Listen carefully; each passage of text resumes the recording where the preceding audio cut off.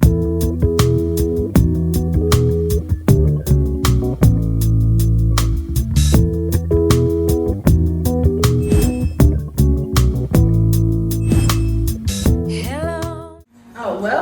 to International Wives of African Men. Today we're here at Harmony Beauty Center in Accra, in Labone to be specific. I'm Latoya. I'm Bakita, and this is... My name is Ksenia. But this is her place here in Labone, Accra, Ghana. And she does... What kind of process is this that you're doing with our nails today? Today we do the shellac. Shellac? Yes, shellac. Okay. It's from Germany. It's very nice, especially for ladies who live at home with kids. Yes. It's very easy that you come 1 time a month, 2 times a month to do it, and then you forget about it. Okay. Yeah. Wonderful. And the manicure lasts longer with shellac. Okay. Good. So, today as we're getting our nails done, we're going to be talking about... So basically we have women that are contacting us and asking how is it that people are blending their families. So that's the topic. How do you blend the families? How are you finding it? Well, for me, it was pretty easy because my husband doesn't have any children. So we didn't have to worry about mixing the children. But of course, I have a daughter that's 13. And we have, yes, I do. See her face? Mm-hmm. I have a 13-year-old and I have a 1-year-old, well, 13-month-old. My husband and her, I think it was important that we created a level of respect up front on both ends. And we talked about what was, how we were raised, how I was raised, and how he was raised. Okay. And there were a lot of similarities, but it was kind of like, well, no, we don't, our children don't do that so young. You know, their children do a lot of things at a really, really young age. And just like any other relationship, you have to open your mouth. You do. So you can say, oh, this is what I was thinking, or no, I don't like that, or even just to have the dialogue. Right. And I think that's what happens when we're mixing families, is that we don't have the conversations that we ought to be having. And I think you mentioned one day, you asked me, did we have family meetings? Yeah. Which is something that I'm really glad that you said, because I never really thought about, we should be having family meetings. And that's because when I was with my ex, that's what we would do. It did no good. It didn't do any good because I was dealing with someone who really he wasn't for the team anyway. Yeah, so, you had, tell us about that. Basically, my ex, he was posed as a strict father figure. But he would say things like, oh, the children, they shouldn't have a bed. And I would be like, where I come from, my child has a bed. Right. And she had a bunk bed on top of that. So that's how it will continue to be. Like, I put my foot down because I'm like, I'm not going to make her sleep on the floor. And then he had his child, and of whom slept on the floor. And I would be like, I really feel bad that she's sleeping on the floor. Why? Exactly. That's inquiring minds want to know. He felt like children shouldn't have what adults have. Because they don't work. Because they don't work. Oh, I brought that topic up, not in front of my daughter. That's people. Yeah, and I was like, okay, because you're the boss, I'm not going to bring it up in front of her, but let me tell you what she's seeing. My daughter is 15 years old, so she can kind of look at the situation and be like, this is not correct. Right. So, and that's where the disrespect started to happen. Mm-hmm. Because she saw that, my mom is the one that's the provider here. So let me keep going to my mom and let me, do this. But if he had stepped up and been a real leader, then I don't think she would have questioned it. I've seen her with others. So it's not like she doesn't know how to. It was like you said, establish the respect boundaries, and then on both sides. And that is another thing that I believe is paramount in the relationships, is that the mother allows the husband to form of as an authoritative figure, but not so much in the sense that, like in this situation where you had to step up and say, absolutely not, my child is not sleeping on the floor. But like for me, news like, well, you should tell her to that she needs to start taking a little more responsibility for herself, and going to school. And I told him, absolutely not. I believe that should come from you. Oh, okay. And that also establishes who is leading. Exactly. And like pack. You know, right, exactly. And I think that a lot of times in our relationships, us women who tend to have the children, we had children before we got married to the African man. We tend to be really overbearing. It causes trouble at a point because the children don't have any level of respect for the man.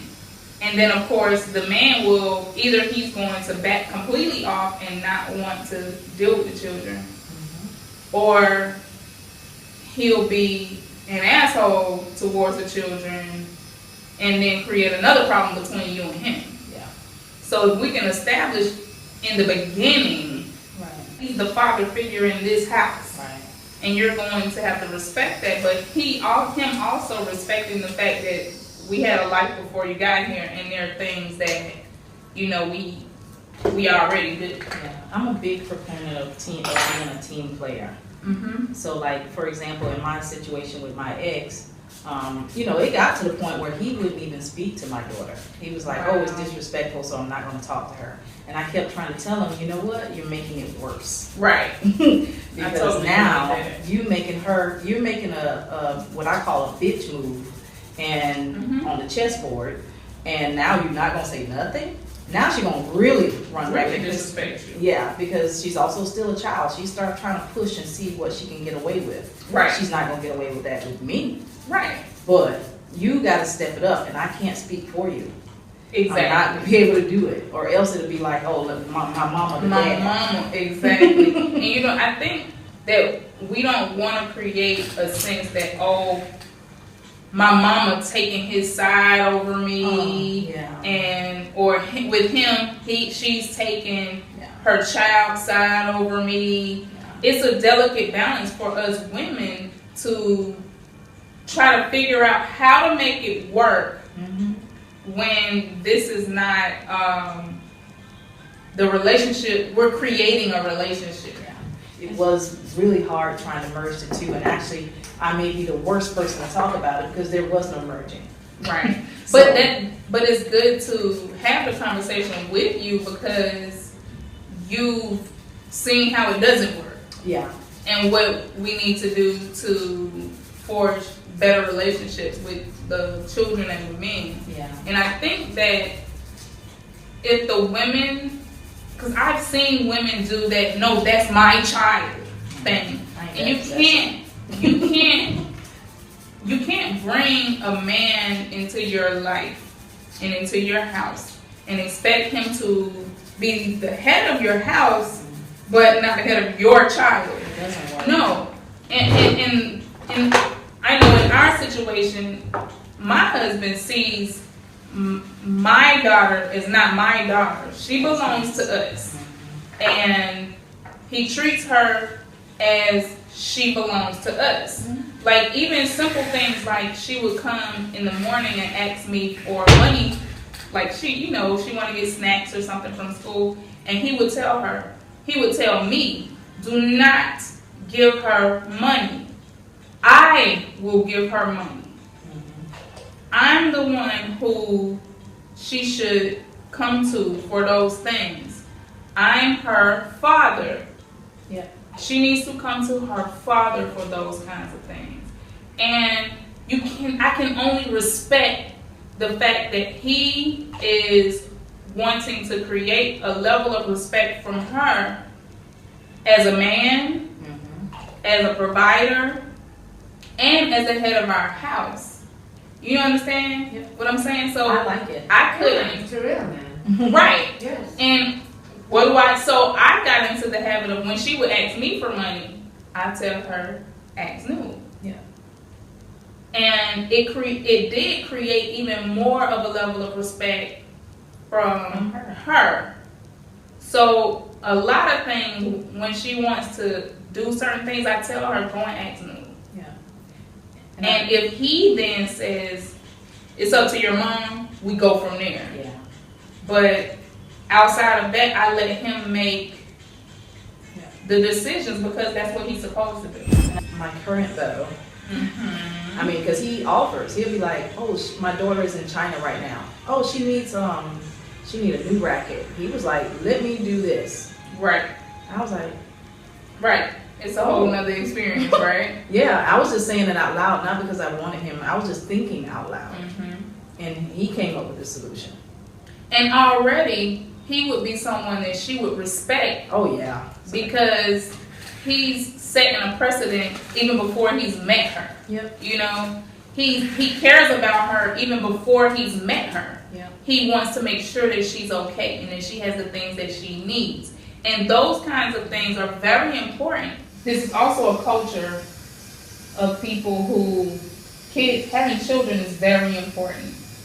And it may not be, it may not work for women who don't want to have children. Yeah. Because although these men may say they're okay with that in the beginning, the hard way. Yeah. That is going to become an issue. As a matter of very fact, soon. It became such an issue that, like, when in my book, I reveal all of this, but it became such an issue where he was like, I don't even respect you because as a woman you should want to have children. And this is like, we're in month 19 of the marriage and you're just now saying this, but I learned that was his way of trying to bargain to America. And a way, you know, you gotta have control of your house. So he didn't have control of his house. Right. And that was a way for him to use it, but in a dogmatic manner, to say that you're not a woman, you're not this. And my character is so strong that it's like, so like I said, I'm not having children. You know, so it became this arguing point all the time. But let's imagine a woman that is not as strong. Right. She would bow down and be like, okay, I'll have it. And you know, and then it would be. Then you end up with an issue with some unwanted children. Yeah. In addition to that, you could end up with him being always tied to that American child or that British child. So in retrospect, I can say that was part of the plan. Right. Because it's like, I made it clear to you what I didn't want, but I didn't understand that the culture of it all is that you want to have children. So that's another thing. You have to understand what you're getting into. So I really didn't understand everything. And I think that is a major component of these relationships is understanding the culture. So remember, you have to deprogram ourselves. And that's a process. It is. It is. And I had to go through that process. I won't lie. And I'm still going through it. I can't lie. But it's difficult. For me, it's difficult when you have a man who is doing what he's supposed to do. It's difficult to not be a woman the way you're supposed to be. Oh yeah, because I was just telling my beau that too. I was just like, you know what? It feels better actually to be in my element of which I was born.